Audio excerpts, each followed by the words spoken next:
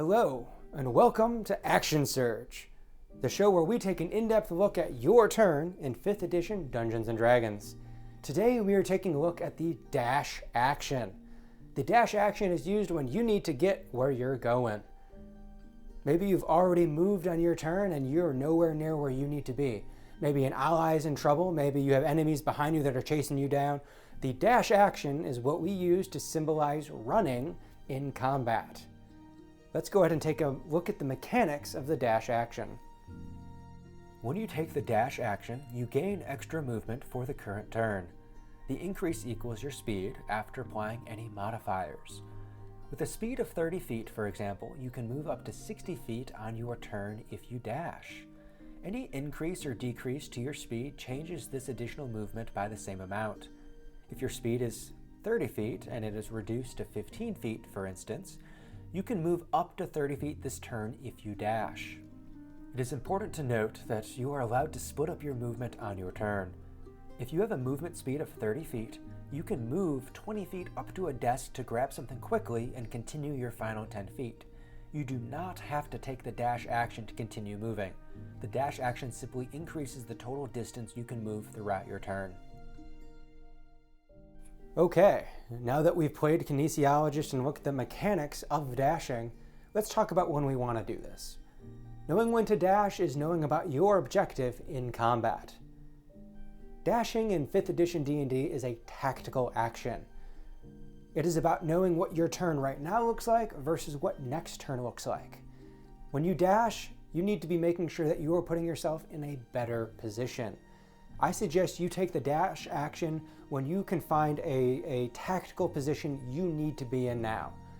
Now, this can either be next to an enemy to help a party member flank. This can be getting into a doorway to prevent enemies from escaping through it.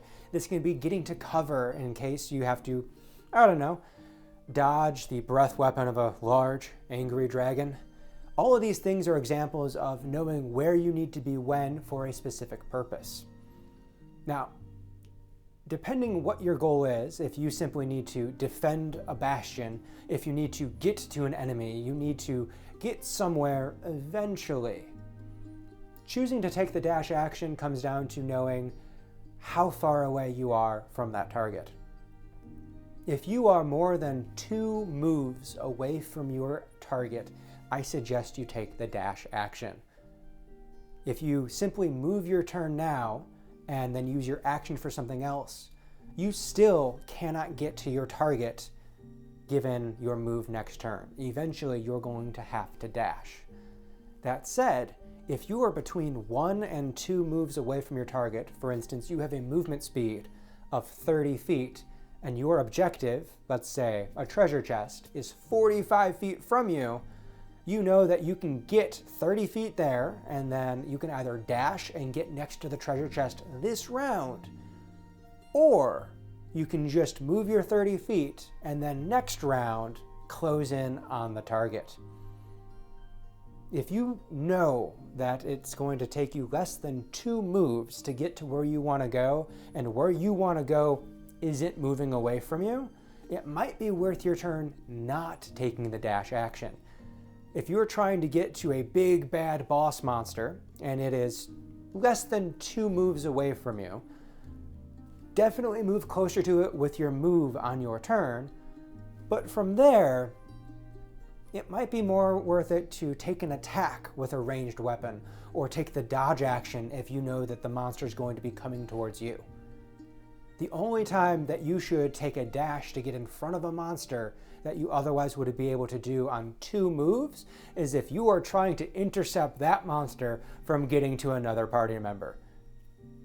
That may be what you need to do, and that comes down to the tactics of when to use the dash action. So, to reiterate, you want to be using the dash action when you are either more than 2 moves away from your objective, or if there is strategic merit in getting to the location you need to get to, whether that is blocking a doorway, taking cover, or intercepting a monster from getting to one of your squishier companions. Now that we've looked at when to take the dash action, let's make it a little bit more your style of running. Speeding through this video, we are getting into telling the story of your dash action. Now, the story of your dash action comes in two parts, and the very minute what it looks like to take the action, as well as what it means for the rest of your turn. Now, when you are dashing, you are running, you are putting a lot of your effort into simply moving through the battlefield on this given turn. Whether you are a nimble, dexterous, svelte individual that is dancing through the environment, or you are a bit more of a clod, knocking things over as you go, what you describe your character doing will also describe how other people react to you. You might be running through tight hallways where you're bouncing off walls. You might be going up and down stairs, grabbing onto the banister, heaving yourself around corners. All of these things are different ways to describe the dash action. But not only do you have the opportunity to describe what your physical motion is like and your control is like, you also have the mental. How good of a position is your character in mentally at this point in time? Are they dashing to save somebody? Are they concerned about something and that's why they're doing this double move? Are they themselves running from something? Are they terrified? Are they afraid? Are they frazzled? What is this? Is this like a straight on charge, or is this a ducking, dodging, dipping, diving series of trying to take cover as you go because you don't want to be blown up? All of these things are your character taking the action of moving as much as they can for some objective. Depending on what the objective is, may change what this story is like. Not only do you have the action, but you have the entire turn. Typically, when you are taking a move and a dash, it's more or less one fluid thing. You can choose to move, have a conversation with what the objectives are for the team, and then dash. But typically, if you are dashing, this is all happening really fast in your turn. You are running all out. With this though, what purpose are you running to? Are you charging an enemy at the front, encouraging your companions to come with? Are you fleeing from the enemy? Are you trying to yell at your companions to go, get out of here, I'll hold them off? There's so much that you can add into the group narrative in this opportunity where you are only moving. You may be giving up your action on your turn to do something that is purely tactical of where you are in the battlefield. But that opens you up so much more for what you could possibly be talking to other companions about, shouting across the battlefield, or as you rush up to someone panicking as they're on the ground bleeding out. You've had to dash to get here. You can't heal them yet. But what is the emotional state of your character, and how does it relate to the rest of the people on the battlefield? It seems like a lot of this is esoteric, and that's because it is.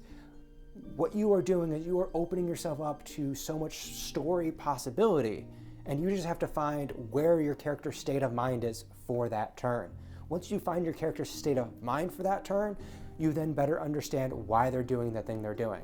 Yes, there are tactical reasons of why you are taking the dash action, but in the narrative, in the story, take a deeper look and see, just because they're racing, is their mind racing? Are they calm? Are they collected? What's going on here?